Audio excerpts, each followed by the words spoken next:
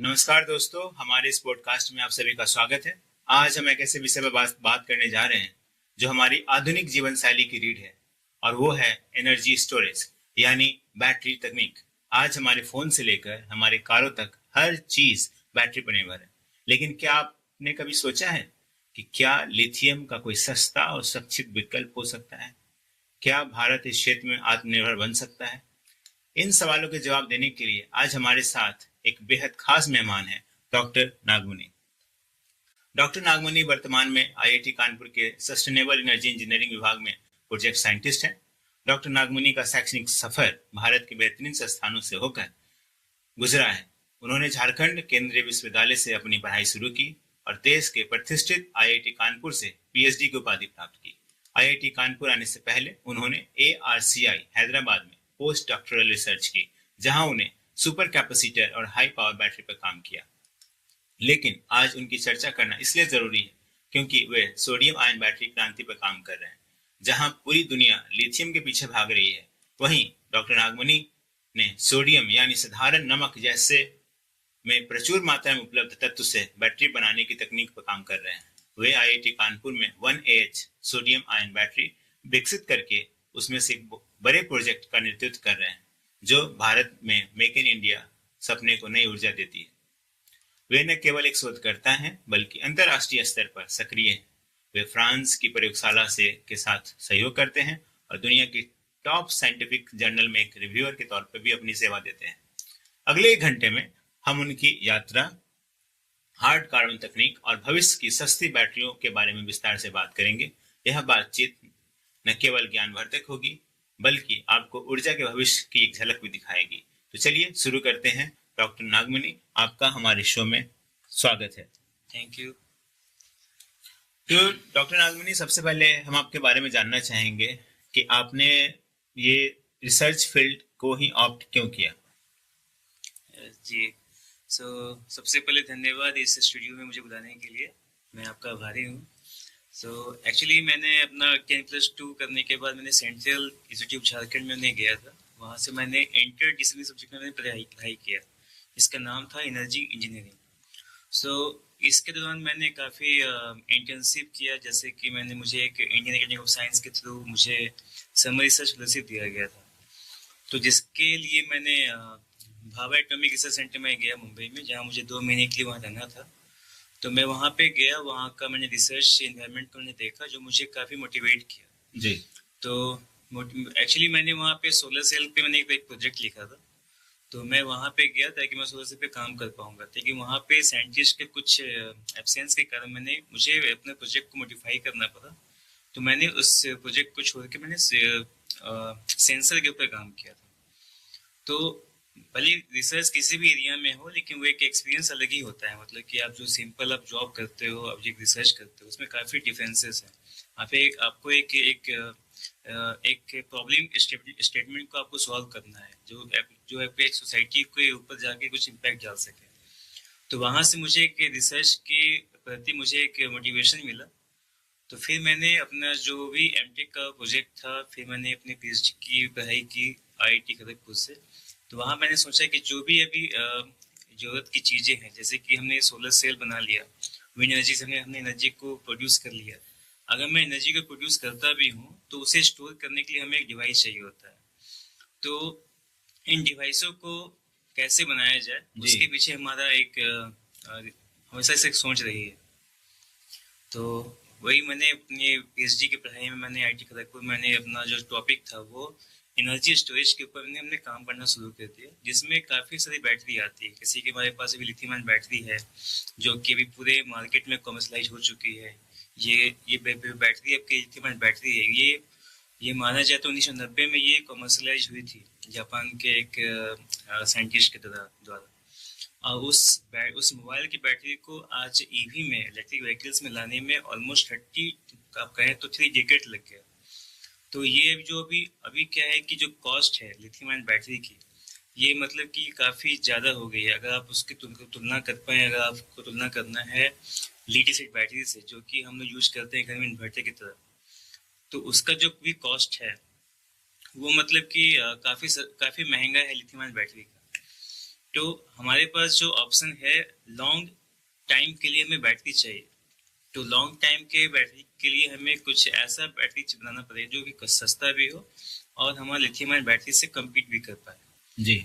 तो उसी क्षेत्र में हम लोग काम कर रहे हैं और हम लोग सोडियम आयन बैटरी के ऊपर हम लोग जा रहे हैं, जो जो कि एक तरह से काफ़ी कॉस्ट इफेक्टिव होगा, सस्टेनेबल भी होगा अगर हम कंपेयर कर पाए लिथियम आयन बैटरी से, और इन्वायरमेंटल बेनिफिशियल भी है। और क्योंकि अगर आप लॉन्ग टाइम में देखते हैं तो लिथियम का जो अर्थ में अबंडेंस है वो काफ़ी रेयर है। तो हम सोडियम की तरफ जा रहे हैं, क्योंकि सोडियम का जो केमिस्ट्री है और फिजिक्स है वो ऑलमोस्ट सिमिलर टू लिथियम है। अगर आप चेक करते हैं पीरियड टेबल को केमिस्ट्री के, अगर बैकग्राउंड के आप लोग हैं तो वो सेम ग्रुप में आता है, लिथियम नीचे सोडियम आता है।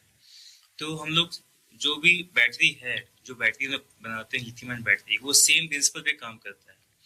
तो हमारा ये मानना है कि अगर हम लिथियम को, अगर हमें लॉन्ग टर्म में लेके जाना है, तो हमें एक उसके साथ साथ एक कम्प्लीमेंट्री भी चाहिए जो सोडियम आयन को दूर कर सकता है। और लिथियम का जैसे मैंने आपको कहा कि वो एबंडेंसी काफ़ी कम है, कॉस्ट काफ़ी ज़्यादा है, तो उसका जो लोड है उस लोड को हम कम कर सकते हैं सोडियम आयन बैटरी को बना करके। तो इसी क्षेत्र में हमारा रिसर्च है जिसपे हम लोग और डिटेल में बात करेंगे। हाँ, तो हम आपसे जानना चाहते हैं कि झारखंड केंद्रीय विश्वविद्यालय से आपने शुरू किया, फिर आईआईटी कानपुर में आप पहुंचे, बीच में आपने आईआईटी खड़गपुर से आपने अपना एमटेक कंप्लीट किया, पीएचडी कंप्लीट किया। तो ये सफ़र कैसा रहा, मतलब आईआईटी तक पहुंचने का, और ये पूरा मतलब कैसा फिनोमेनन आपके लाइफ से गुजरा, तो कैसा ये एक्सपीरियंस रहा केंद्रीय विश्वविद्यालय से लेके आईआईटी कानपुर तक? सफ़र तो स्मूथनेस नहीं है, फिर भी कहीं भी हम जाते हैं, सड़क पे भी घूमते हैं तो काफ़ी हमें अप एंड डाउन मिलता है, हमें क्लच पे ब्रेक मारना होता है, ब्रेक भी हम सब हमें मतलब कि अप एंड डाउन हर जगह देखने को मिलेगा। तो ऐसे ही रास्ता हमारा भी है। जैसे कि मैंने एमटेक किया, ये हमारा 5 ईयर कोर्स था जो कि पार्लियामेंट एक्ट के थ्रू ये इंस्टीट्यूट खुली थी। तो इसका एक मेनली मकसद था कि हमें रिसर्च ओरिएंटेड प्रोग्राम को बनाना है। तो मैंने उसी चीज़ में मैंने पार्टिसिपेट किया, मैंने 5 ईयर कोर्स मैंने पढ़ाई की। तो ये जबकि ये कोर्स हमारा रिसर्च ओरिएंटेड था, तो मार्केट में इस सब्जेक्ट की डिमांड काफ़ी कम थी इन टर्म ऑफ जॉब। जी जी। तो हमें एक रिसर्च साइड में जाना भी था, क्योंकि हमने पढ़ाई उसी सोच से स्टार्ट किया था। तो फिर मैंने after completion of my MTech मैंने फिर आईआईटी खड़गपुर मैंने एग्ज़ाम दिया पीएचडी के लिए। फिर मैंने 2018 में मैंने वहाँ पे ज्वाइन किया पीएचडी प्रोग्राम में। और पीएचडी के दौरान भी काफ़ी स्ट्रगल आई थी, क्योंकि कोविड की टाइम भी था। क्योंकि आप जब रिसर्च करते हो, आप किसी एक डायरेक्शन में आगे बढ़ते हो, तो आपको पाथ काफ़ी स्मूथ चाहिए होता है। तो आप जैसे जैसे आगे बढ़ रहे, कुछ काम कर रहे हो, तो आपको जो अगर आपके लाइफ में अगर एक साथ आपको ब्रेक मिल जाए तो आपका जो रिदम है वो काफ़ी टूट जाती है। तो उन सब चीज़ों को भी टैकल करते हुए हमने काफ़ी कोशिश की, देखा कि अब हमारे वहाँ जो रिसर्च प्रोग्राम है, जो हमने माइंड किया है कि हमें ये काम करना है, जैसे कि सोडियम आयन बैटरी पे ही काम करना है। तो उस मिशन को कंप्लीट करने के लिए, कुछ आउटकम देने के लिए, हमें काफ़ी डेडिकेट होके उस चीज़ों को आगे लेकर के जाना है। और फिर मैंने ऑलमोस्ट 5 ईयर मैंने पीएचडी कंप्लीट कर लिया। तो इस दौरान काफ़ी मैंने एक्चुअली सोडियम बैटरी में क्या है कि दो चीज़ें हैं, एक हमारा कैथोड होता है, एक हमारा एनोड होता है। तो बेसिकली मैंने फोकस किया था एनोड साइड में, जो कि हमने काम किया था हार्ड कार्बन एनोड पे। ये हमारा एक कार्बन बेस्ड मटेरियल होता है। जैसे कि आप लिथियम आयन बैटरी देखते हो, वहाँ पे क्या है, ग्रेफाइट है। तो ग्रेफाइट काम कर सकता है लिथियम आयन बैटरी, लेकिन जो ग्रेफाइट है वो हम सोडियम आयन बैटरी में काम नहीं कर सकते हैं, क्योंकि बहुत सारा उसमें केमिस्ट्री और स्ट्रक्चर प्रॉब्लम क्रिएट हो जाती है। क्योंकि जब हम आयन को चेंज करते हैं तो काफ़ी प्रॉपर्टी भी चेंज हो जाते हैं। तो उन सब चीज़ों को फोकस करते हुए कौन सा एनोड हमारा सुटेबल रहेगा, हमने काफ़ी रिसर्च किया, डिफरेंट टाइप ऑफ प्रिकर्सर हमने चूज किया। तो वो भी एक काफ़ी स्ट्रगल पार्ट है। और बैटरी फैब्रिकेशन करना, उसका टेस्टिंग करना, उसको बेंचमार्क करना आपके लिथियम आयन बैटरी से कि कितना कंपेरेबल है in term of performance, in term of cost, तो वो सभी काफ़ी क्रिटिकल थिंग हो जाता है आपको जब आप रिसर्च करते हैं तो, क्योंकि आप जब कोई भी आप चीज़ बनाते हैं तो उसका इंडायरेक्टली बात है कि हमें उसको सोसाइटी में लेकर के जाना है। सोसाइटी में वो तभी एक्सेप्ट हो सकता है जब आप उसको, जो भी मार्केट में अवेलेबल लिथियम बैटरी है, अगर आप उसका अगर आपको सोडियम बैटरी का कॉस्ट ज़्यादा हो जाएगा तो कोई उसे एक्सेप्ट नहीं कर सकेंगे। तो हमें हर फैक्टर को टेक करना होता है। तो इन सब चीज़ों को माइंड करने में हमें काफ़ी स्ट्रगल फेस करने को मिली, फिर भी हमने सक्सेस पाया है। और मैंने पीएचडी के बाद फिर मैंने एक साल के लिए मैं हैदराबाद गया था, जो कि ARCI है, इसका फुल फॉर्म आप कर सकते हैं international advance research centre for powder metals in new materials. तो ये एक DST का ऑटोनोमस लैब है, जहाँ पे बेसिकली हम लोग जो भी हम लोग काम करते हैं इंस्टीट्यूट में, इंडियन इंस्टीट्यूट में हो गया या कोई भी लैब हो गई रिसर्च लैब, वहाँ हम लोग बेसिकली काम करते हैं रिसर्च लैब ओरिएंटेड। मतलब कि इसका जो लेवल तक नीचे होता है उसको हम लोग कमर्शलाइज करना काफ़ी डिफिकल्टी है। लाइव स्केल पे जो आप काम कर रहे हो वो कमर्शियल लेवल पे काफ़ी टफ हो जाता है। जैसे कि आप कर सकते हो एग्जाम्पल, कैसे कि हमने घर पे 5 लोगों का खाना बनाया और हमें एक भोज करना है 500 लोगों का। तो जो अगर आप ही कहेंगे कि आप खाना बनाओ 500 लोगों का, तो आपको काफ़ी डिफिकल्टीज फेस करने को मिलेगा। जी जी। तो आपका जो खाना का टेस्ट है, वो खाना का टेस्ट भी 500 लोगों के बराबर हो, तो उस चीज़ों को मेंटेन करना काफ़ी क्रिटिकल है। इंडस्ट्रियल स्टेज पे आप कहना चाह रहे हो कि किसी चीज को ले जाने में काफी मतलब लेबोरेटरी स्तर पे आप कोई भी चीज आसानी से बना सकते हो, जी, जी। लेकिन जहाँ पे आप इंडस्ट्रियल स्केल पे जा रहे हो तो काफी चैलेंजेस आ जाती है। इंफ्रास्ट्रक्चर उस हिसाब से बनाना पड़ता है और टेस्टिंग करनी पड़ती है कि भाई वो जो हमारी अकाउंटेबिलिटी है वो मेंटेन रहे, है कि नहीं? ऐसा ना हो कि वो लूजलेस हो जाए, क्वालिटी जो है टेम्पर्ड हो जाए, है कि नहीं? हाँ, तो वही क्वालिटी को मेंटेन लेकिन सर मैं ये जानना चाहता हूँ कि हम लोग हर जगह sodium ion lithium ion battery use करते हैं, आपने सोडियम को चुना और क्या आपको लगता है कि सोडियम जो है इसको हम इन प्रैक्टिकल यूज क्या लिथियम को रिप्लेस कर पाएंगे? और सोडियम को ही आपने क्यों इतना प्रेफरेंस दिया और लिथियम के को हम क्या उसके ऊपर हम इसको कर सकते हैं? क्या ये सस्ता पड़ेगा हमको आने वाले दिनों में? क्या मतलब पब्लिक पॉइंट ऑफ व्यू से मुझे समझाने की जरूरत है कि आखिर हो क्या सकता है? जी जी, आपका क्वेश्चन काफ़ी सही है। जैसे कि मार्केट में मैंने कल ही कहा कि लिथियम आयन बैटरी का ऑलरेडी कमर्शलाइज हो चुकी है। तो सोडियम आयन बैटरी का मेन एडवांटेज यही है कि आपको कॉस्ट इफेक्टिव मिलेगा। कॉस्ट इफेक्टिव के पीछे कारण ये है कि ये काफ़ी अबेंडेंट है। जब कोई भी चीज़ काफ़ी अबेंडेंट हो जाती है तो उसका माइनिंग जब आप करेंगे किसी भी मटेरियल्स का, तो वो काफ़ी सस्ता पड़ेगा। जैसे कि गोल्ड क्या है, काफ़ी रेयर मटेरियल्स है, गोल्ड काफ़ी महंगा है। अगर आप कोई भी आप जिंक ले लीजिए, तो जिंक क्या है, काफ़ी अबेंडेंट अवेलेबल है, इंडिया में भी अवेलेबल है, बाकी कंट्री में अवेलेबल है, तो आपको सस्ता मिल जाता है। दोनों देखने में आपको येलोइश दिखेंगे। तो फर्क यही है कि जो चीज़ हाईली अबेंडेंट है वो आपको कॉस्ट नीचे गिर जाएंगे।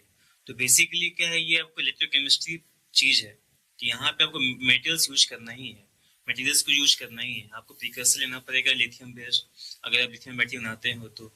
अगर आप सोडियम बनाते हो तो सोडियम बेस्ड प्रिकर्सर चाहिए होंगे उससे एनोड और कैथोड को बनाने के लिए। तो मेन जो कॉस्ट है ये इसी चीज़ दो चीज़ों की होती है, एनोड और कैथोड की, जहाँ पे हमें मेटल्स का यूज होता है। तो लिथियम क्या है कि आपको only in south America available है, ऑस्ट्रेलिया अवेलेबल है और चाइना में अवेलेबल होता है। और सोडियम क्या है, वो काफ़ी आपको इंडिया में हर जगह अबंडेंटली अवेलेबल है। तो जो आप इसको आप पहला पॉइंट आपको ये है कि आपको ये कॉस्ट इफेक्टिव होगा। जी जी। दूसरा पॉइंट ये है कि जो पावर, जो एनर्जी आपको लिथियम आयन बैटरी दे रही है, क्या वो सोडियम बैटरी दे पाएगी? वो बिल्कुल सच है। क्योंकि जब आप एक ड्रैगन प्लॉट होता है जो कि इलेक्ट्रिक के लोग उसको यूज करते हैं, उसमें एक्स एक्सिस पे आपको होता है पावर डेंसिटी, वाई पे आपको होता है एनर्जी डेंसिटी होता है। तो कैसे कि अगर आप लोग यूज करते हो घर में लीड एसिड बैटरी, जी जी। और आप यूज करते हो 3 व्हीकल्स में जो बोलते हैं टोटो बोलते हैं, ई रिक्शा, जी जी। उसमें आपको है लीड एसिड बैटरी है, उसका जो एनर्जी डेंसिटी है वो आपको 40 वाट पर केजी होता है, ओनली 40 वाट पर केजी। और जो लिथियम आयन बैटरी है, अगर आप उसी सेफ एंड साइज का बनाते हैं लिथियम आयन बैटरी, तो आपको अराउंड 250 वाट पर केजी मिलेगा, ऑलमोस्ट 10 टाइम्स। तो अगर हम उसको कंपेयर करेंगे सोडियम आयन बैटरी से, तो sodium ion battery just lying behind the lithium ion battery, around 200 वाट पर केजी। ओके। तो अगर आप देखेंगे तो ये कम्प्लीटली मतलब कि पहुंच नहीं रहा है लिथियम आयन बैटरी के पास, लेकिन स्लाइटली बेटर है। मतलब एफिशिएंसी लगभग बराबर है एफिशिएंसी लगभग बराबर और कॉस्ट कटिंग कितना हो जाएगा? कॉस्ट कटिंग अगर आप करेंगे तो ऑलमोस्ट हाफ हो सकते हैं, अगर आपको ये सही से कमर्शलाइज हो कहने का पाएगा। था इलेक्ट्रॉनिक्स को जो भी बैटरी पे हाँ, आधारित है वो कम भाव उनका हो सकता है। हाँ, भाव कम हो सकता है। और दूसरा मैं ये भी जानना चाहता हूँ कि लिथियम आयन बैटरी में बहुत सारे केसेस होते हैं एक्सप्लोशंस के। आप कॉमन मोबाइल फोन यूज करते हो, ओवर हीट हो जाता है, एक्सप्लोड हो जाता है, लोग के पॉकेट में एक्सप्लोड कर जाते हैं। जी, जी, ट्रेन में लोग लेके जाते हैं तो बैटरी के साथ कभी प्रॉब्लम हो जाता है, तो कभी फोन भी बैंड हो जाते हैं। जी, तो मुझे जानना है कि ये सोडियम के साथ भी वही सेम कंडीशन हो सकता है कि थोड़ा सा सेफर साइड में है ऐसा? जी, जी। ये एक चीज़ मैं चूक रहा था जो आपने मुझे रिमाइंड करा दिया कि देखिए लिथियम आयन बैटरी में क्या होता है कि कैथोड जो मेन चीज़ है वो काफ़ी क्रिटिकल है। कैसे कि जो भी मार्केट में अवेलेबल है आपके पास है लिथियम आयन बैटरी की, जो हम यूज़ करते हैं ओला के आपको जो स्कूटर्स में यूज़ करते हैं वो आपको एनसीएम बैटरी होता है, एनएमसी। अच्छा। उसमें क्या है, आपको निकल है, कोबाल्ट है, मैग्नीशियम है। तो ये जो मटेरियल्स है वो कैथोड, इसका जो थर्मल रनअवे है, थर्मल रनअवे का मतलब होता है कि किस टेम्परेचर पे अगर बैटरी पहुंच जाएगा वहां पे आग लगने की संभावना बढ़ जाती है। अच्छा, रिस्क फैक्टर ज्यादा रिस्क है। फैक्टर ज्यादा है। तो जो एनएमसी बेस्ड बैटरी है लिथियम आयन बैटरी का, उसका अगर उस टेम्परेचर आपको 60 क्रॉस कर जाता है तो आपको वहाँ पे सेफ्टी आपको कंसिडर करना पड़ेगा कि आपको 60 टेम्परेचर के ऊपर ना जाए। तो वहाँ पे 60-70 पे वो बैटरी में आग लगने की चांसेस बढ़ जाती है। इसलिए आप लोग देखे होंगे काफी सारे वीडियो की बस चल रही है उसमें आग पकड़ लिया।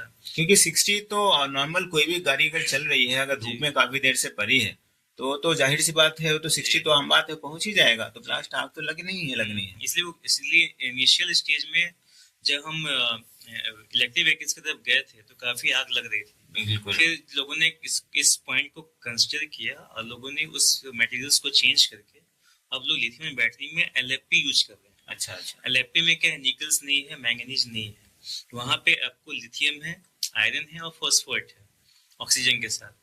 तो ये मटेरियल जो है वो उसका जो ऑपरेटिंग टेम्परेचर वो काफी वाइड हो जाता है, जो आपको सेफ्टी प्रोवाइड करता है। फिर पॉइंट आ जाती है आपको प्राइस के बारे में। लेकिन जब हम बात करते हैं lithium ion battery, sodium ion battery की, तो सोडियम आयन बैटरी में इस चीज़ों के बारे में आप बिल्कुल भी निश्चिंत रहिए, क्योंकि सोडियम आयन का जो भी थर्मल रनअवे टेम्परेचर वो काफी वाइडर है। अच्छा, तो इसमें आग लगने की संभावना काफी कम तो है। मुझे जल्दी से जल्दी गवर्नमेंट को चाहिए कि भाई इसके तरफ जाए, तो आप कहाँ तक पहुंचे हैं, आपका रिसर्च कहाँ तक पहुंचा है कि भाई इसको इम्प्लीमेंट कर सकें, कमर्शलाइज कर सकें? क्या कोई कंपनी कमर्शलाइज कर रही है? हम लोग अभी इंडिया में पीछे हैं, क्या है पॉइंट ऑफ व्यू, क्या है? जी, जी। तो इंडिया में तो फिलहाल अभी एक दो कंपनी है जो इसका प्रोटोटाइप बना करके मार्केट में भी दिखाई है, जो अभी भी लैब स्केल में ही है। प्रोटोटाइप का मतलब होता है कि आपने अपने लैब में एक बड़ा सा बैटरी बनाया है जो एक लिथियम बैटरी से compete करने के लिए एग्जाम्पल सेटअप करते हैं। अच्छा। तो एक केपीआईटी बेस्ड कंपनी है, उसने सोडियम बैटरी का प्रोटोटाइप बनाया है ऑलमोस्ट 1 एम्पियर आवर का।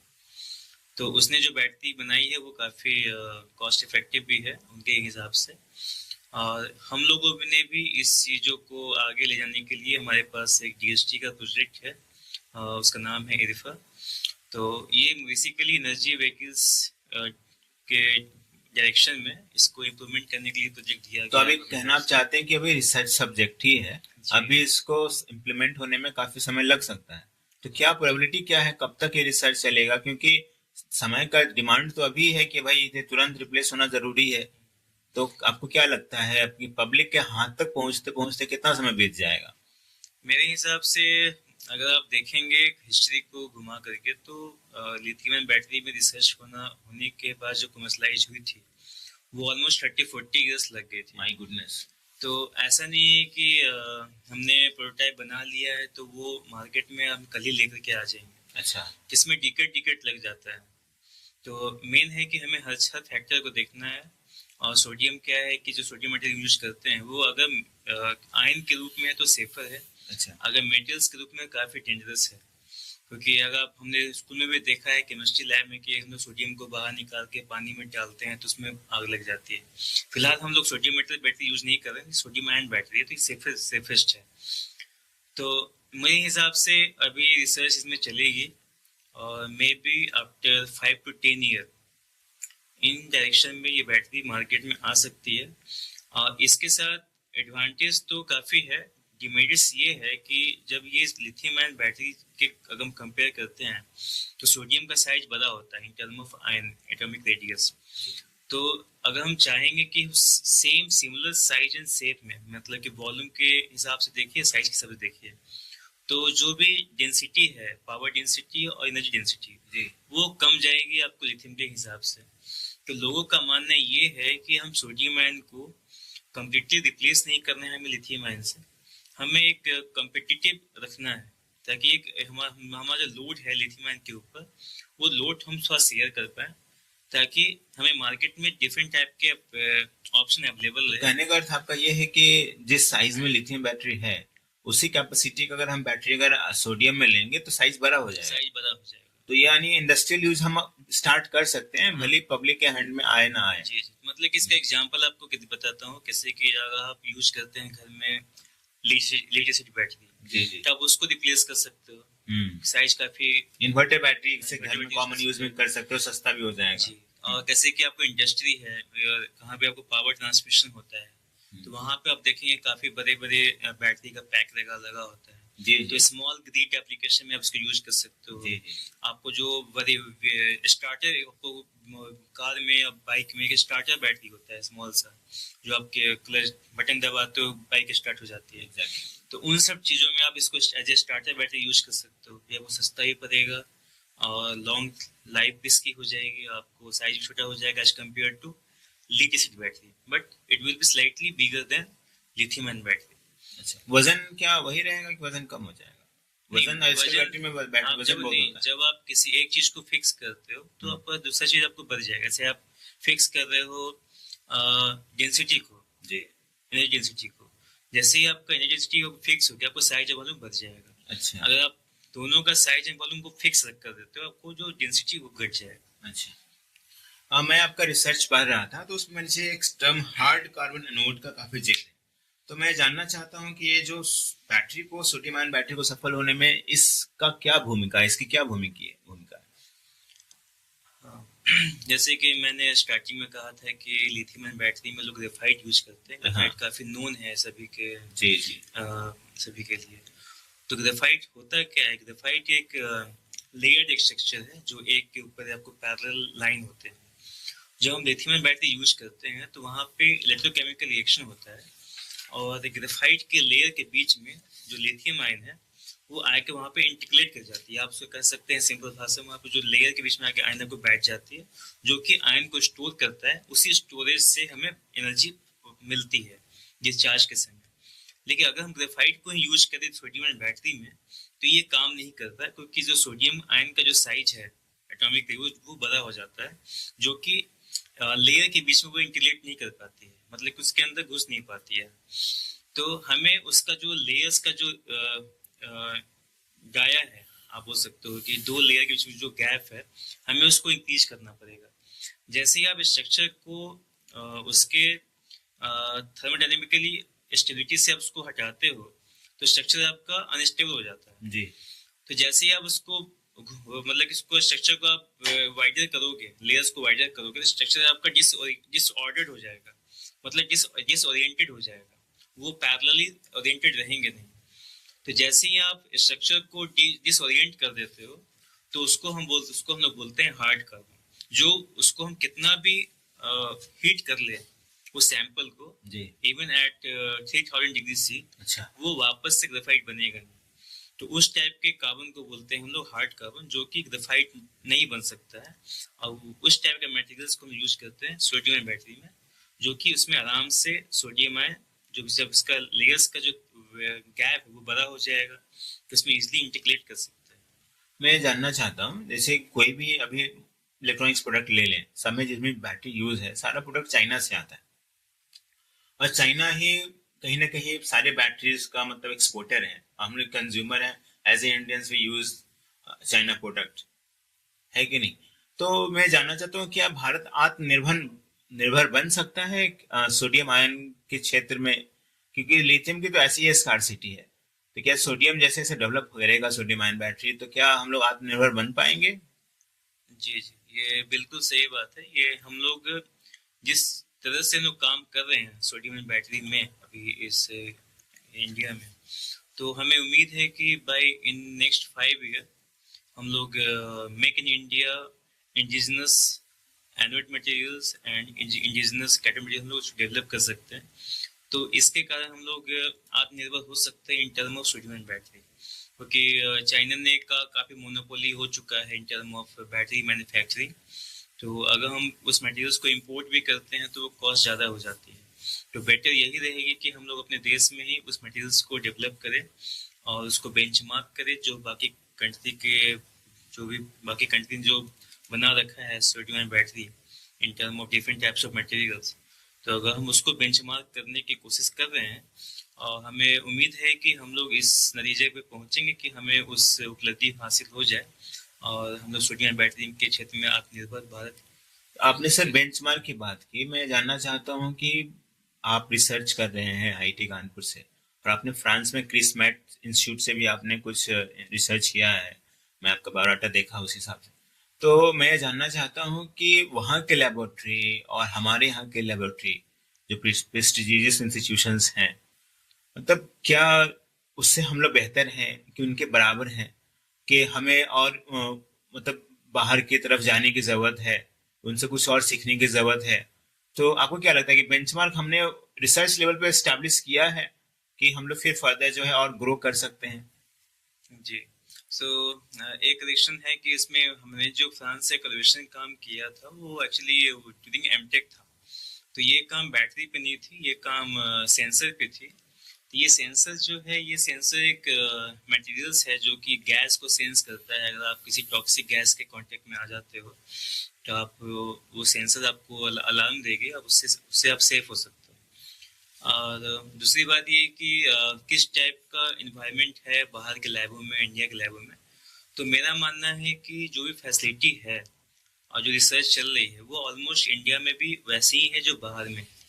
मेन डिफरेंस यही है कि बाहर में क्या होती है, जो वहाँ पे लोग ज़्यादातर ग्रुप में काम करते हैं और इंडिया में क्या है कि लोग का ग्रुपिज्म कम है। मतलब कि वो लोग ट्राई करते हैं कि वो लोग इंडिविजुअली आगे बढ़े अपने अपने लैबों का रिसर्च को लेकर के। तो इस कारण से जो बाहर का जो रिसर्च है, जो मेरा मानना है कि वो ज़्यादा एडवांस हो जाता है, क्योंकि ग्रुप में क्या है कि आप कोलैबोरेशन करके आप काम करते हो। तो अगर मेरे पास कुछ फैसिलिटी नहीं है, आपके पास है, आपके पास नहीं रहा किसी और के पास है। तो इन चीज़ों से क्या होता है कि आदमी जो काम करता है, रिसर्च करता है वहाँ के लोग, वो एक मल्टी डायमेंशनल वर्क हो जाता है। हमारे यहाँ थोड़ा सा उस चीज़ों में हम लोग लैग कर जाते हैं, जिसके कारण हम लोग थोड़ा सा भी हम लोग को इम्प्रूवमेंट करने की ज़रूरत है इन चीज़ों में भी। जी जी। मतलब पर्सनल लेवल पे, प्रोफेशनल लेवल पे हमें कुछ चीज़ों पे इम्प्रूवमेंट करने की ज़रूरत है, हमें आगे बढ़ना है और कम्पीट करना है बाकी कंट्रीज से। मैं जानना चाहूँगा कि आप जब एमटेक में एडमिशन लिए होंगे, मे बी 2013 के आसपास वो साल रहा होगा। जी दो, तो उस समय जो क्रेज इंजीनियरिंग सब्जेक्ट्स में हो, तो उसमें लोग primary civil, electrical, electronics, computer science, electrical and electronics, electrical and communication, तो ये सारे ब्रांचेस का चलन रहा। लेकिन आपने हटके एनर्जी इंजीनियरिंग में एमटेक करने का सोचा और फिर आपने एनर्जी की तरफ ही रिसर्च कर रहे हैं। मैं जानना चाहता हूं कि भारत क्लीन एनर्जी की तरफ तो बढ़ रहा है, क्योंकि रिन्यूएबल सोर्स ऑफ एनर्जी चाहिए ही चाहिए, क्योंकि कोल और पेट्रोलियम प्रोडक्ट्स पे आप कितने निर्भर रहेंगे। तो मैं आपसे सजेशन लेना चाहता हूँ कि कोई बच्चा आज के डेट में एनर्जी इंजीनियरिंग फील्ड लेता है, चाहे एनर्जी की तरफ, रिसर्च की तरफ जाता है, तो क्या उसके लिए क्या स्कोप है और क्या भविष्य लग रहा है आपको? जी। तो मैंने ये एमटेक में मैंने 2011 में ज्वाइन किया था। तो उस समय काफ़ी कोर सब्जेक्ट थी, जैसे कि सिविल है, इलेक्ट्रिकल है, मैकेनिकल है, केमिकल है। तो काफ़ी लोग काम कर रहे थे और उस समय मतलब कि संजोग है मैंने एक इंटर डिसिप्लिनरी सब्जेक्ट में मैंने नाम लिखाया, जो कि इंटीग्रेटेड 5 ईयर एमटेक था एनर्जी में। तो तो इसमें एक्चुअली क्या है कि जब आप किसी एक सब्जेक्ट को लेते हो, जैसे कि आप इलेक्ट्रिकल पढ़ रहे हो, तो आपको वो टोटली कोर हो जाएगा। एनर्जी में क्या है कि आप एक मल्टी डिसिप्लिनरी सब्जेक्ट है, जैसे कि आप उसमें इलेक्ट्रिकल के बारे में आपको इंफॉर्मेशन मिल जाती है, मैकेनिकल के बारे में आप पढ़ लेते हो, आप केमिकल के बारे में पढ़ लेते हो। तो ये एक मिक्सचर ऑफ 3 सब्जेक्ट्स है, इलेक्ट्रिकल, मैकेनिकल एंड केमिकल्स। तो इसका एडवांटेज मुझे तब मिला जब मैं पढ़ाई कर रहा था। तो batch compare to core subject, ये भी एक नॉन कोर सब्जेक्ट है, लेकिन ये काफ़ी इंटरेस्टिंग सब्जेक्ट है। ऐसा नहीं है कि आप मतलब कि कोर को छोड़ के नॉन कोर में आ गए तो आप काफ़ी डिमोटिवेट जैसा हो गया, ऐसा कुछ भी नहीं है। ये भी एक काफ़ी अच्छे सब्जेक्ट है। तो मैं सजेशन दूंगा कि आप एनर्जी इंजीनियरिंग में आप आ सकते हो, लेकिन उसके लिए कि आपको एक पेशेंस रखना पड़ेगा। अगर आप सोचेंगे कि मैं बाकी सब्जेक्ट की तरह मैं इसमें आ जाऊँ और बीटेक के बाद मैं जॉब ले लूँ, तो ये थोड़ा सा आपको डिफिकल्टी फेस करने को मिल सकता है। तो क्योंकि इसमें आज के दौर में बच्चे लोगों को क्या है कि तुरंत बीटेक करो फिर जॉब ले लो। जी रिसर्च ओरिएंटेड पढ़ाई आजकल हो नहीं रही है। जी लेकिन मैंने जब सेंट्रल यूनिवर्सिटी का एस्टेब्लिशमेंट हुआ था तो मैंने उसके प्रोस्पेक्टस में पढ़ा था, मुझे अभी भी याद है, enacted by the parliament for the research. मतलब भारत जो है आगे विकसित देश बनने जा रहा है, तो उसके लिए हमें रिसर्च एंड इनोवेशन पे काम करना है, और इसलिए पार्लियामेंट एक्ट से हम central universities in India establish कर रहे हैं, जो मेनली मास्टर डिग्री और पीएचडी ओरिएंटेड होगा, है कि नहीं? यस यस हाँ, तो कहीं ना कहीं वो सोच जो थी गवर्नमेंट की काफी अच्छी थी, और वहां से जो है आपको काफी जो है कैरियर में आपको काफी बढ़िया आपको साथ, मतलब आपने एनर्जी इंजीनियरिंग चुना, फील्ड भी ऐसा, और उसमें मुझे याद है नैनो टेक्नोलॉजी भी साथ में जी जो है कोर्स था, तो काफी इनोवेटिव सब्जेक्ट्स जो है वो निकल के सेंट्रल यूनिवर्सिटी से आए। तो मैं आपका मतलब तारीफ भी करना चाहता हूँ और ये जानना चाहता हूँ कि आपने बेसिक स्कूलिंग जो है केंद्रीय विद्यालय से की, तो गवर्नमेंट स्कूल, फिर आप केंद्रीय यूनिवर्सिटी, तो गवर्नमेंट सेंट्रल गवर्नमेंट यूनिवर्सिटी, और फिर वहां से सीधा आईआईटी खड़गपुर, और फिर आईआईटी कानपुर, और आपने रिसर्च भी किया था भाभा एटॉमिक रिसर्च सेंटर में भी। तो हर जगह जो है केंद्रीय संस्थानों से ही आप जुड़े रहे। तो ये छलांग जो है आपने नीचे से वहां तक जो लगाया, तो आपको नहीं लगता है कि आप एक नई दुनिया में आ गए, कुछ ऐसा कि हम सबसे अलग हैं, जुदा हैं? आपको क्या फील होता है अंदर से, आपके मतलब मन में क्या है? कुछ अंदरूनी बात बताएं हमें। ऐसा कोई फीलिंग नहीं है। मतलब कि मैं अपना काम करता रहा, मुझे अपना मंजिल मिलते रहा। तो मैंने के भी केंद्रीय विद्यालय से मैंने पढ़ाई किया +2 तक। फिर मैंने एप्लीकेशन फॉर्म फिल किया, मैंने उसको क्लियर किया। फिर मैंने केंद्रीय विद्यालय में मैंने वहाँ पे गया। तो जैसे जैसे टाइम आते गया मुझे वो बात अपने आप मिलते गया। तो ऐसा नहीं है कि मैं काफ़ी एक शुरू में ही काफ़ी एक बड़ा सोच लिया मुझे यहाँ जाना है, फिर आईटी जाना है। तो मैं जिस चीज़ों में था मैं वहाँ पे अपना 100% दे रहा शत था। प्रतिशत आपने दिया। हाँ, तो जो रिजल्ट आ रहा था मुझे उसके हिसाब से मुझे आगे का पाथ मुझे मिलता गया। तो एक्सपीरियंस काफ़ी अच्छा रहा। मैं ज़्यादा ऐसे भी सोचता नहीं हूँ फ्यूचर के बारे में। जो अभी मैं कर रहा हूँ वो ही एक मेन काम है। तो जैसे कि मैं भी काम रिसर्च कर रहा हूँ तो मुझे फोकस रिसर्च में ही है। लेकिन ऐसा नहीं कि मैं सोचता नहीं हूँ आगे, लेकिन ऐसा नहीं कि मैं काफ़ी आगे का सोच लेता हूँ। जैसे कि 5 ईयर इज सफिशिएंट, क्योंकि अगर ज़्यादा शॉर्ट टर्म प्लान हो हाँ और short execution term proper plan हो तरीके और से हो आप तो हाँ अच्छा है। टोटली 100% मोटिवेट होकर डेडिकेट होकर के आप काम को करो। एक पैकेज में आप काम को आगे सॉर्ट आउट करके आगे बढ़ते रहिए। तो जब पैकेट में आप काम करेंगे तो आप एक बल्क बल्क में भी आपका काम कंप्लीट हो जाएगा।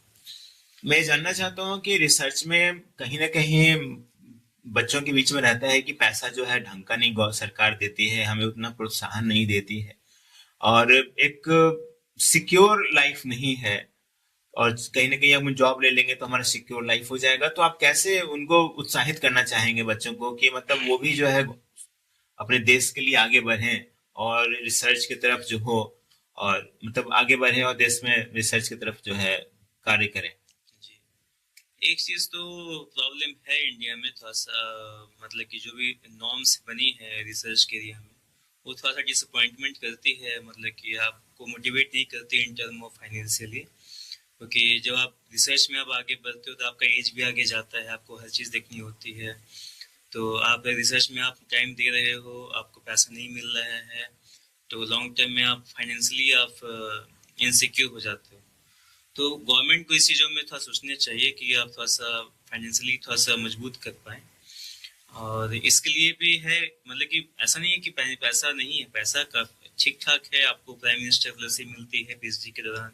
अगर आप उसको क्रैक कर सकते हो तो काफ़ी अच्छी आपको 1 लाख रुपीज पर मंथ मिलेगा इन टर्म ऑफ फेलोशिप।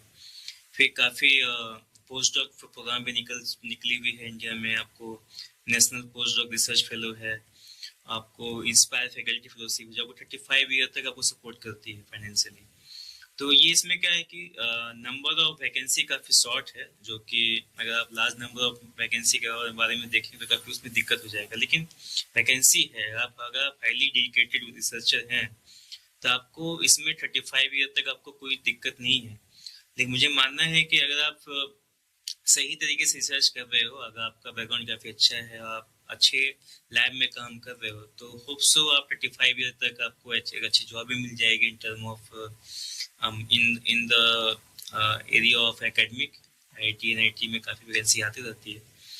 तो अगर आप पहले ही सोच लेंगे कि मुझे जॉब मिलेगा नहीं मिलेगा, तो वो अलग चीज़ है, क्योंकि ऐसे भी आप जब आप घुस रहे हो रिसर्च के प्रोग्राम में, तो आपको पेशेंस रखने की जरूरत हो जाती है, क्योंकि आप ऑलरेडी आपने नॉन कोर एरिया में आप आ गए हैं। नॉन कोर में ऐसी ही जॉब इंडिया में कम है, तो आपको पेशेंस रखने का ज़रूरत होगा। आपको काम से आपको आगे बढ़ना होगा, तभी आप सक्सेस ले पाओगे। मैं आपका देखा बायोडाटा, आपने उसमें शॉर्ट टर्म में आपने प्रोफेसर एज ए प्रोफेसर भी काम किया है।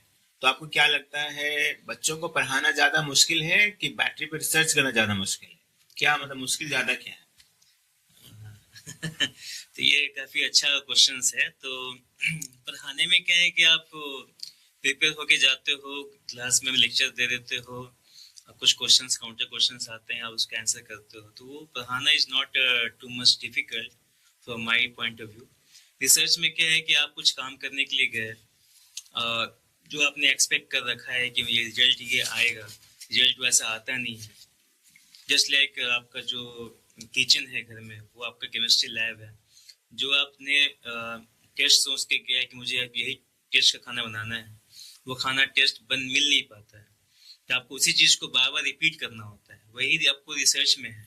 आप जो टारगेट लेके चले हैं कि मुझे ये मटेरियल को सिंथेसाइज करना है, तो आप वो काम करने के लिए जाते हो, तो उसमें काफ़ी सारे फैक्टर्स को आपको कंसिडर करना पड़ता है, जो मैक्सिमम टाइम आपको रिपीटेबल हो जाता है। आपको रिपीट करना, आपने जो बना लिया, पढ़ाने में क्या है खाने में क्या है, वो ठीक है, एक बार खाना अच्छा नहीं है, नेक्स्ट टाइम कुछ और स्वाद कोई बार खा लेंगे। रिसर्च में क्या है कि आपने जो मटेरियल्स को तैयार किया है, वो मटेरियल्स आपको रिपीटेबल होना चाहिए, रिप्रोड्यूसिबल होना चाहिए जी। तभी आपको वो रिसर्च 100% पक्का माना जाएगा। तो रिसर्च में चीज़ों को रिप्रोड्यूस करना is a much more difficult task, इसलिए मेरे हिसाब से research is more difficult than the teaching. मैं आपसे व्यक्तिगत कुछ फैमिली क्वेश्चन करना चाहता हूँ। अब कोई बच्चा जब रिसर्च लेवल तक आता है तो उनका फैमिली का काफी सपोर्ट चाहिए होता है। तो आपको क्या लगता है कि मतलब आपके घर वाले आपको जॉब के लिए कोई प्रेशर दिए हो कि नहीं तुम आगे बढ़ो बस रिसर्च करो? क्या मोटिवेशन आपको अपने घर से मिला और समाज से क्या मिला? लोग और ये दोस्तों से, काफी दोस्त जो होते हैं बोलते हैं कि भाई अभी तक तो पढ़ाई कर रहा है, रिसर्च ही कर रहा है, अभी तो इनको जॉब भी नहीं लगी। तो मुझे वो कंप्लीट एक थोड़ा सा मतलब आप बताएं कि हुआ क्या, मतलब परिवार से लेके दोस्तों तक, और कैसे ये सिलसिला चला, आपके मन के अंदर कुछ ऐसा विचार आया, वो थोड़ा मुझे मुझे शेयर करें, अपने ऑडियंस को बताएं। जी, तो जैसे कि मैंने एमटेक तो कोई प्रेशर था नहीं। मैं एमटेक की पढ़ाई तक, जैसे मैंने पीएचडी में इंटर किया, मतलब कि आफ्टर 1 ईयर ऑफ टीचिंग, तो फैमिली के साइड से मुझे कोई भी प्रेशर नहीं था। उनके साइड से ग्रीन फ्लैग था कि हाँ तुम आगे जाओ, जितना पढ़ना है उतना पढ़ो, रिसर्च करो। लेकिन सोसाइटी प्रेशर एक क्रिएट हो जाता है, जैसे कि आप सोसाइटी में रहते हो, तो लोग का जो मेंटलिटी है वो अभी भी पहले का है। अगर आपको जॉब नहीं हुई है, जैसे कि आप अगर प्राइवेट जॉब भी करते हो, तो आपको कंसिडर नहीं किया जाएगा कि आप जॉब करते हो। जो गवर्नमेंट जॉब में है उसी को कंसिडर करते हैं कि हाँ ये जॉब कर रहा है। तो अभी भी सोसाइटी मेंटलिटी को बदलने की जरूरत है, क्योंकि आप जॉब कर लेते हो अलग चीज़ है, लेकिन आप जो रिसर्च करते हो तो आप डेवलपमेंट करते हो साइंस के एरिया में। जो चीज़ को यूज कर रहे हो, अगर आप घर से बाहर निकलते हो, आप कोई भी चीज़ को लेते हो, हर चीज़ों में क्या है, इनोवेशन है, डेवलपमेंट है। वो कितने डिकेड्स का, कितने सेंचुरी का रिसर्च इसमें शामिल है। जैसे कि हम रेलवे में ही जाते हैं, रेलवे में ही काम करते हैं, तो रेलवे ने अगर अगर कोई साइंटिस्ट इसको डिस्कवरी इन्वेंटेड नहीं किया होता, रिसर्च नहीं किया होता, साइंस के प्रति सिंसियरिटी नहीं दिखाया होता, अगर वो भी एक सिंपल जॉब की तरह कुछ काम किए होते, तो आज हमें कोई रेलवे का कुछ ट्रेन नहीं मिल पाता, एरोप्लेन नहीं मिल पाता। आज हम लोग आज सभी के हाथ में मोबाइल है। मोबाइल का जो हर्ट है वो क्या है, बैटरी है। तो अगर लोग बैटरी में रिसर्च नहीं करेंगे तो आपके हाथ में मोबाइल नहीं रहेगी, आप लैपटॉप पे काम नहीं कर सकोगे। तो आज हम लोग यहाँ बैठे हैं लाइट में, तो ये सब रिसर्च का ही एक पार्ट है। एग्जैक्टली। तो एक नॉर्मल जॉब और एक रिसर्च जॉब में काफ़ी डिफरेंस है। तो मैं कहूँगा कि लोग को मोटिवेट भी करना चाहिए जो लोग रिसर्च करते हैं। और अगर आप अगर आप सोसाइटी प्रेशर में आ जाते हो और रिसर्च को छोड़ देते हो तो ये आपकी बेवकूफ़ी हो जाएगी। तो मेरे हिसाब से रिसर्च भी हर घर से एक रिसर्चर भी होना चाहिए और एक नॉन रिसर्चर भी होना चाहिए, ताकि घर एक आपका बैलेंस बना रहे। तो यही मेरा एक दोस्तों, मैं डॉक्टर नागमणि के बारे में बताना चाहता हूँ कि ये सिर्फ एक किताबों में खोए वाले होने खोकर अपने रिसर्च को आगे बढ़ाते ही नहीं है। ये एक काफी अच्छे खिलाड़ी भी रह चुके हैं। ऐसे फ्री टाइम में ये क्रिकेट भी खेलते हैं हर जगह। और ये स्कूल में जब थे तो उन्होंने school games federation of India की तरफ से नेशनल लेवल भी खेला है, वो भी चेस में। तो काफी दिमाग से काफी धनी है और काफी बढ़िया है। तो मुझे कुछ चेस के बारे में बताइए। मुझे चेस में एक शब्द याद आता है, विंडफॉल। मतलब काफी डिफरेंट सारे टेक्निक है चेस में खेलने के। तो आपको चेस के प्रति क्या रुझान है, और नेशनल लेवल तक आपने चेस में स्कूल को रिप्रेजेंट भी किया है, तो मुझ पर थोड़ा सा मुझे गौर फरमाइए, थोड़ा बताइए। जी। तो ये मतलब कि ऑलमोस्ट जब मैं क्लास 8 में था तो मैं देखता था कि काफ़ी लोग खेलने के लिए बाहर जाते हैं। तो मैं पहले से ही थोड़ा सा एक्साइटेड था क्रिकेट के प्रति। मैं चेस उतना खेलता नहीं था, मैं मतलब कि अपने घर में चेस खेलता था, लोग से हार जाता था 4 मूव में। तो फिर मैंने वहाँ पे देखा कि एक्चुअली मुझे क्रिकेट में ज़्यादा शौक था, लेकिन जिसमें स्कूल में था वहाँ से क्रिकेट की टीम जाती थी नहीं खेलने के लिए। तो मैं दूसरा गेम चेस ही खेलता था। तो चेस मुझे इतना अच्छा आता नहीं था। तो मैं थोड़ा कोशिश किया तो मैं सीख लेता हूँ। एक सर थे, वो थोड़ा सा आकर के लोगों को सिखाते, तो मैं क्लास में जाकर के बिना एडमिशन का मैं जाके थोड़ा सा सीखता था कि कैसे वहाँ सिखाते हैं, क्या ट्रिक है, कैसे खेलना चाहिए। तो मैं थोड़ा सा डेडिकेट होकर इस चीज़ों को थोड़ा सा आगे लेकर के गया। और ये समय आपको 2008 की बात है, जब वहाँ के स्कूल सर थे, तो उन्होंने कहा कि टीम नहीं बन सकती क्योंकि प्लेयर्स नहीं है चेस खेलने वाले। तो बस 2 ही बंदे थे, 2 ही खिलाड़ी थे खेलने के लिए। तो मैंने काफ़ी प्रेशराइज किया कि सर मुझे खेलना ही है। तो सर ने कहा कि ठीक है मैं देखता हूँ। तो सर ने मुझे कहा कि मैंने काफ़ी बात किया है प्रिंसिपल से, तो नाक मत कटवाना, थोड़ा जीत के ही आना। तो ये मुझे थोड़ा लग गया कि मैं जितना तो पड़ेगा अब। तो मैं थोड़ा सा संघर्ष किया था खेलने के प्रति। मैं फिर खेलने के लिए गया, क्योंकि जब आप खेलने जाते हो केवी की तरफ से, तो आपको बहुत सारे स्टेजेस पार करना होता है। केवी मतलब केंद्रीय विद्यालय। केंद्रीय विद्यालय। जी। तो उसमें एक रीजनल लेवल होता है, जो कि आपको रीजन्स में कितने भी स्कूल है वहाँ पे आपको खेला जाएगा। फिर आपको स्टेट रीजन में खेला जाएगा, फिर आपको नेशनल में खेला जाएगा। तो मैं जब फर्स्ट टाइम खेलने के लिए गया रीजनल लेवल पे, तो मैं काफ़ी अच्छा खेल गया। मुझे भी विश्वास था नहीं, मैंने 5 में से 5 मैच जीत गया। वाह। तो फिर मुझे सिलेक्शन कर लिया गया नेशनल स्पोर्ट्स के लिए फ्रॉम पटना रीजन। फिर मैं पटना रीजन में खेलने के लिए गया फर्स्ट टाइम, तो मेरे जो वहाँ पे 6th रैंक आया था, और मतलब कि केवी नेशनल पे। तो एक्चुअली SGFI के लिए 5 ही रैंक वाले को लेके जाते हैं, 6 को लेके नहीं जाते हैं।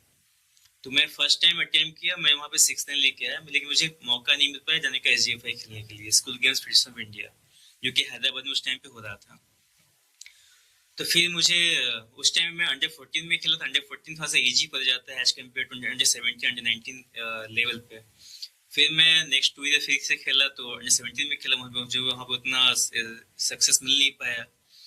फिर मैं क्लास 12th में था, मेरा प्लान था मैं ड्रॉप कर देता हूँ खेलना। तो मैं फिर खेलने का प्लान ड्रॉप कर रहा था, लेकिन मुझे अंदर से था कि एक ट्राई बचा है तो मैं कर ही लेता हूँ। तो मैं अपना लगाया था सा जान की खेल के देखते हैं फिर से एक बार। तो इस बार मैंने थोड़ा सा संघर्ष किया, फिर मैंने इस बार फिर से मैं नेशनल खेलने के लिए गया। अब आई गुड्स, मतलब कि हार्ड वर्क एंड मोटिवेशंस, मैंने उस टाइम पे मैं 5th रैंक लेके आ गया। तो फिर मुझे कॉल आ गया कि आपको खेलने के लिए आना पड़ेगा school games of India, federation of India.